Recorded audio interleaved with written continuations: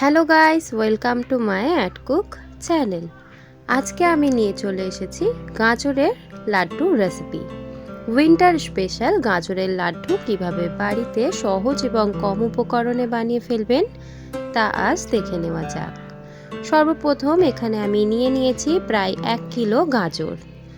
আপনারা আপনাদের কোয়ান্টিটি হিসাবে বানিয়ে ফেলবেন। এখানে আমি 1 কিলো গাজর এরকম অরেঞ্জ গাজরটা নিয়েছি। আপনাদের কাছে যদি লাল কালারের মতো গাজর অ্যাভেলেবেল থাকে তাহলে ওটা অবশ্যই নিও। ওই গাজরের লাড্ডু কিন্তু আরও খেতে সুন্দর হয়। গাজরগুলোর এবার ভালোভাবে খোসাগুলোকে ছাড়িয়ে নেব। দেখুন এখানে আমি গাজরটাকে খোসা ছাড়িয়ে ভালোভাবে ধুয়ে নিয়েছি। এবার সমস্ত গাজরকে আমি গ্রেট করে নেব। আপনারা চাইলে ছোট ছোট কুচি করে মিক্সচার গ্রাইন্ডারে ভালোভাবে কুচি কুচিও করে নিতে পারেন। চলুন এবার আমি এগুলোকে ভালোভাবে গ্রাইন্ড করে নিই। দেখুন এখানে আমি সুন্দরভাবে সমস্ত গাজরটাকে গ্রেট করে নিয়েছি। আপনাদের গ্রেটারের মধ্যে যত ছোট গ্রেটারের পয়েন্ট থাকবে সেই পয়েন্টটাতেই কিন্তু ছোট ছোট করে গাজরটাকে গ্রেট করে নেবেন। এবার এটাকে সাইডে রাখবো। চলুন এখন গাজরের লাড্ডুটা বানিয়ে নেওয়া যাক। বানিয়ে নেওয়ার জন্য এখানে আমি একটা ননস্টিক প্যান নিয়ে নিয়েছি। প্যানের মধ্যে দিয়ে দিচ্ছি রিফাইন অয়েল 4 টেবিল চামচ। রিফাইন অয়েলের বদলে আপনারা এখানে ঘিও ব্যবহার করতে পারেন। তেলটাকে এবার আমি কড়াইয়ের চারিদিকটা লাগিয়ে দিচ্ছি যাতে আমাদের কোনো রকম গাজরটা যখন আমরা ফ্রাই করব ধরে না যায়। এবং যখন তেলটা গরম হয়ে আসবে এই পর্যায়ে আমি দিয়ে দিচ্ছি এর মধ্যে সমস্ত গ্রেট করে নেওয়া গাজর। গাজরটাকে এবার ভালোভাবে রোস্ট করে নেব।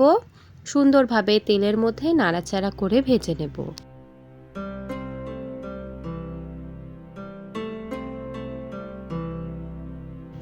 কাঁচা গাজরটা তেলের মধ্যে ভাজতে ভাজতে দেখবেন সুন্দর একটা গাজরের গন্ধ বেরিয়ে আসবে এবং গাজরটার কোয়ান্টিটি কিন্তু কমে আসবে। সুন্দরভাবে যখন তেলটা গাজর থেকে বেরিয়ে পড়বে সেই পর্যায়ে আমি দিয়ে দিচ্ছি এখানে 500 গ্রাম দুধ। এখানে আমি ফুল ফ্যাট ক্রিম দুধ নিয়েছি লিকুইড। চাইলে যদি আপনারা পাউডার দুধ দিয়ে করতে চান তাহলে কিন্তু পাউডার দুধটাকে আগে গরম জলের মধ্যে গুলে তারপর ব্যবহার করবেন। এখানে আমি লিকুইড দুধ 500 গ্রাম দিয়ে দিচ্ছি। দিয়ে দেওয়ার পর এবার হাতা দিয়ে সুন্দরভাবে নাড়াচাড়া করে দুধের সঙ্গে গাজরটাকে এবার ভালোভাবে সিদ্ধ করে নেব। দুধের পরিমাণে আপনারা এখানে কিন্তু চিনির শিরা করেও দিতে পারেন, এটা আপনাদের ব্যাপার। যদি দুধ গাজরের মধ্যে দেওয়া যায় তা খেতে কিন্তু খুবই অসাধারণ হয়, আর যদি চিনি জলটা দেওয়া যায় সেটা কিন্তু বেশি সুন্দর লাগে না খেতে। ভালোভাবে এবার দুধ দিয়ে নাড়াচাড়া করে নেব। দুধ দিয়ে গাজরটা নাড়াচাড়া করার মধ্যেই আমি দিয়ে দিচ্ছি 2টো ফাটিয়ে নেওয়া লবঙ্গ এবং 2টো ফাটিয়ে নেওয়া এলাচ। সুন্দর একটা ঘ্রাণ আসার জন্য গাজরের লাড্ডু বা হালুয়া যে কোনো জিনিস করলে কিন্তু একটু গরম মশলা গোটা না দিলে সুন্দর খেতে হয় না।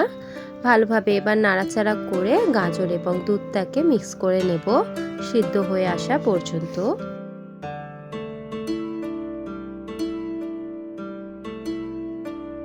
গাজর এবং দুধটা ভালোভাবে ফুটে আসার মাঝামাঝি এখানে আমি দিয়ে দিচ্ছি 1 পেয়ালা পাউডার আমুল দুধ, কারণ এখানে একটা ক্রিমি ব্যাপার আসবে এবং খেতে খুবই সুন্দর লাগবে, তার জন্য এখানে আমি আমুল দুধটা ব্যবহার করলাম। চাইলে আপনারা দিতেও পারেন, নাও দিতে পারেন, এটা পুরোপুরি অপশনাল। দিলে কিন্তু খেতে ভালো টেস্ট হয়। দিয়ে দেওয়ার পরে এবার ভালোভাবে নাড়াচাড়া করে মিক্স করে নিতে হবে, নাহলে দুধটা কিন্তু গুঠলে হয়ে যাবে, এক জায়গায় জমাট বেঁধে যাবে। ভালোভাবে এবার নাড়াচাড়া করে নিয়ে দুধটাকে ভালোভাবে গাজরের মধ্যে শুষিয়ে দেব। যে কোনো মিষ্টি জিনিসের মধ্যে কিন্তু স্বাদ পরিমাণে নুন দিতে হয়। এখানে আমি 1 চিমটি নুন দিয়ে দিচ্ছি। নুন দিয়ে দেওয়ার পর আবারও ভালোভাবে নাড়াচাড়া করে মিক্স করে নিচ্ছি। নাড়াচাড়া করতে করতে লাড্ডুর যে একটা লালচে রং পাওয়া যায় গাজরের, সেটা করার জন্য এখানে আমি একটু রেড ফুড কালার ব্যবহার করেছি। আপনাদের কাছে যদি ফুড কালার অ্যাভেলেবেল না থাকে বিটরুটের আপনারা রসও দিতে পারেন। সেটাকে সুন্দরভাবে কালার আনার জন্য লাড্ডুর মধ্যে এবার রেড ফুড কালারটা দিয়ে ভালোভাবে আমি গাজরের মধ্যে নাড়াচাড়া করে দিচ্ছি যাতে একটা সুন্দর কালার আসে।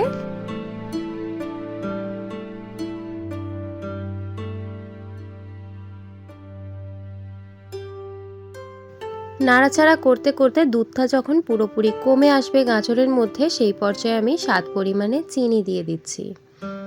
এখানে আপনারা মিষ্টি আপনাদের অনুযায়ী রাখবেন। এখানে আমি নর্মাল মিষ্টি রেখেছি, তার কারণে এখানে আমি 1 পেয়ালায় চিনি দিয়েছি। চিনিটা দিয়ে দেওয়ার পর এবং গাজরের মধ্যে এই পর্যায়ে কিন্তু অনেকটা লিকুইড সৃষ্টি হবে। সুন্দরভাবে এবার নাড়াচাড়া করে চিনিটাকে গলিয়ে ফেলতে হবে আর একটা ডো গাজর বানিয়ে নিতে হবে, যেরকম আমরা আটা ময়দার ডো বানাই সেরকম। আস্তে আস্তে নাড়াচাড়া করতে করতে জল পুরো শুকিয়ে আসবে এবং গাজরটাও কিন্তু আঠালে হয়ে যাবে, সেই পর্যায়ে অবধি নাড়াচাড়া করতে হবে। নাড়াচাড়া করতে করতে শেষ পর্যায়ে আমি 1 চা চামচ ঘিও ব্যবহার করেছি যাতে কড়া ছেড়ে দেয়। দেখুন এবং কড়া ছেড়ে দিচ্ছে, এই পর্যায়ে আমাদের গাজরটা পুরোপুরি লাড্ডু হওয়ার জন্য রেডি। দেখুন টেক্সচারটা দেখে নিন। এরকম পর্যায়ে এবার এটাকে রেস্টে রেখে চলুন যে কোনো একটা পাত্রের মধ্যে এটাকে ট্রান্সফার করে নিই। এখানে আমি সমস্ত গাজরটা আমি নিয়ে নিয়েছি। এবার আমি একটু চামচ দিয়ে স্প্রেড করে দিচ্ছি যাতে সুন্দরভাবে একটু অল্প ঠান্ডা হয়ে যায়, না হলে কিন্তু হাত পুড়ে যাওয়ার সম্ভাবনা আছে গরম থাকলে। এবং যখন আমাদের ঠান্ডা হয়ে আসবে গাজরটা, আমি হাতে অল্প একটু ঘি মাখিয়ে নিচ্ছি এবং যেরকম সাইজের আপনাদের লাড্ডু বানানোর ইচ্ছা সেরকম সাইজের অল্প একটু হাতে গাজর নেবেন এবং এরকম করে হাতে গোল গোল করে নিলেই রেডি হয়ে যাবে আমাদের লাড্ডু। যদি লাড্ডুর মধ্যে আপনারা কাজু বা কিশমিশ বা আমন্ড বা যে কোনো রকমের বাদাম যদি দিতে চান তাহলে অবশ্যই এখানে ক্রাশ করে দিতে পারেন। এর মধ্যে আপনারা চাইলে মগজদানাও ব্যবহার করতে পারেন লাড্ডুর মধ্যে। সুন্দরভাবে আমি একটা একটা করে লাড্ডু হাতের মধ্যে নিয়ে গড়ে ফেলছি। এভাবে করেই কিন্তু সহজভাবে বানিয়ে নেওয়া যায় গাজরের লাড্ডু। এই যে উইন্টারে গাজর কিন্তু সমস্ত জায়গায় পাওয়া যাচ্ছে। গাজর কিন্তু এরকমভাবে যদি লাড্ডু বানিয়ে খাওয়া যায় তাহলে বাচ্চা থেকে বড় সবাই খেতে পছন্দ করবে। আশা করি আপনাদের এই ভিডিওটা ভালো লেগেছে। যদি ভালো লেগে থাকে তাহলে অবশ্যই লাইক শেয়ার এন্ড সাবস্ক্রাইব করে দেবেন। আজকের এই ভিডিওটা কেমন লাগলো আপনাদের অবশ্যই ফিডব্যাক জানাবেন। ফিডব্যাক জানাতে যেন ভুলবেন না। আপনি যদি আমার চ্যানেলে নতুন হয়ে থাকেন অবশ্যই চ্যানেলটিকে সাবস্ক্রাইব করে আমার পাশে থাকবেন। দেখা হবে নেক্সট ভিডিওতে। আজকের এই ভিডিওটা দেখার জন্য আপনাদেরকে অনেক অনেক ধন্যবাদ।